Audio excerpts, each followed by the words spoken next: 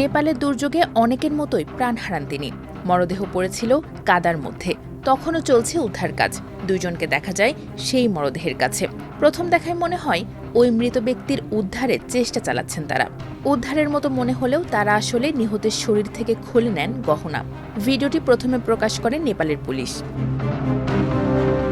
Police জানিয়েছে, এই ঘটনার পর নিহত ব্যক্তির কানের দুল চুরির অভিযোগে দুইজনকে গ্রেপ্তার করা হয়েছে।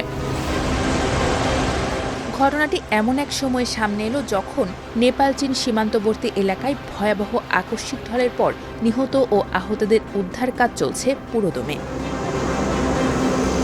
২৬ আগস্ট নেপাল ও তিব্বতের সীমান্তবর্তী হিমালয় অঞ্চলে হিমবাহ ধসে ভয়াবহ বন্যা হয়েছে। নদীর পানির তোড়ে ভেসে গেছে বাড়িঘর, কাদায় ঢেকে গেছে পুরো এলাকা। নেপালে এখন পর্যন্ত প্রাণ হারিয়েছেন ৪৬৯ জন, নিখোঁজ হাজারেরও বেশি। তাদের খুঁজতে এভাবেই উদ্ধার অভিযান চালানো হচ্ছে।